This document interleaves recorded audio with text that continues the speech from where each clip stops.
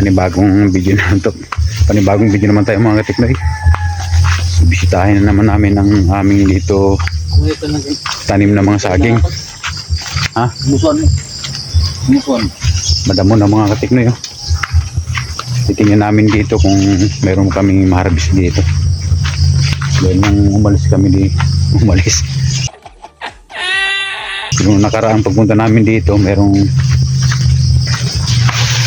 mga saging na hindi pa pwede tibain. Pero ngayon titingnan namin kung pwede na matiba. Ayun. Oh, ayun. Uy, ayun. Uy, ano pa? Ano nangyari? Buko. Yan yun. Sumabi. Dari ya.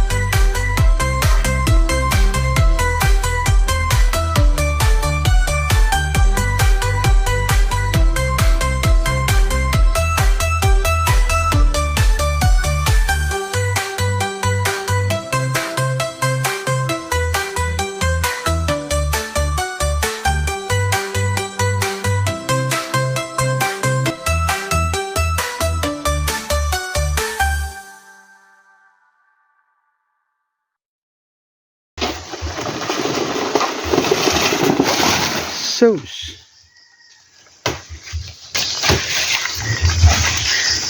Ay, alanganin pa talaga no. Maliliit. Tugas na. Ha? Tugas na. Pero marami pang dahon.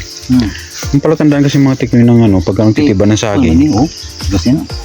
Pagka yung marami pang dahon, ibig sabihin hindi pa pwede.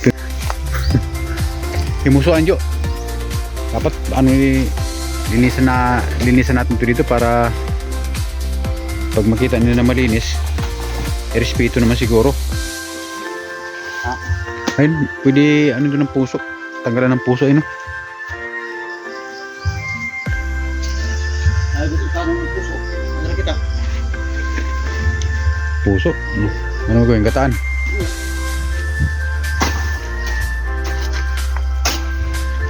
Ay, hilahin na natin to. Wala namang ano eh, walang itak na dala ko. Isa lang itak na dala namin. Ayan.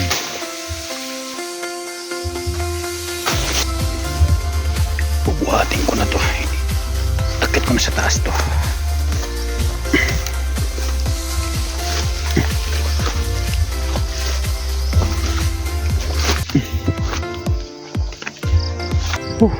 Kapagod. Nagbuhat ako ng isang buwig.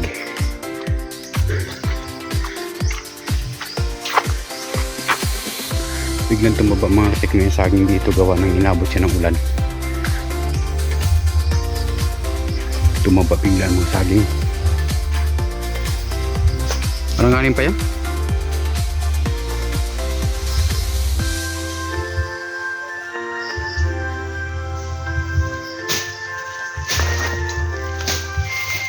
Grabe ang ano nito mga langgam na to.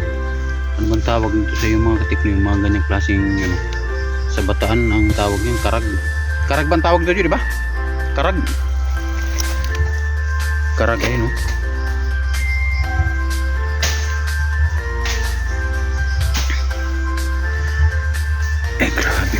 dito.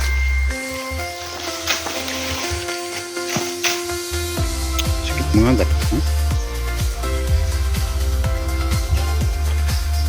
Dami, grabe.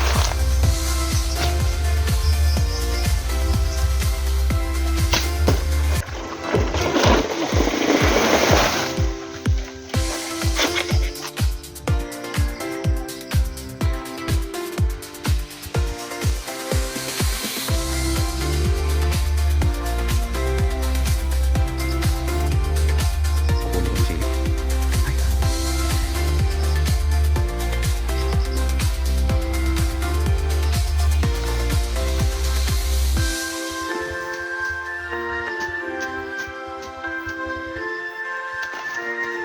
Ayo pa, ayo.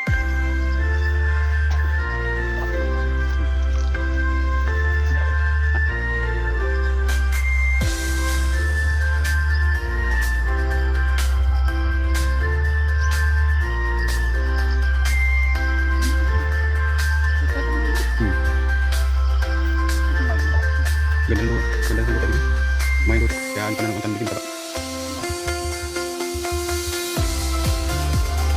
Ang daming na-harvest namin ngayon. Ang daming na-harvest namin ngayon mga katikin. Ayun, may pwede pang tibain. Naka 5 buwig kami ngayon.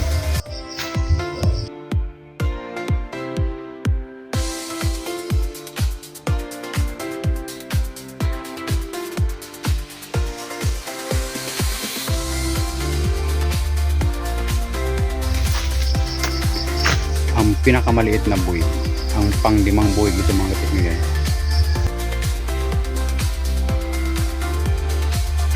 Ano mga katikin ang mga narap namin. Pang-5 buwig ito maliit.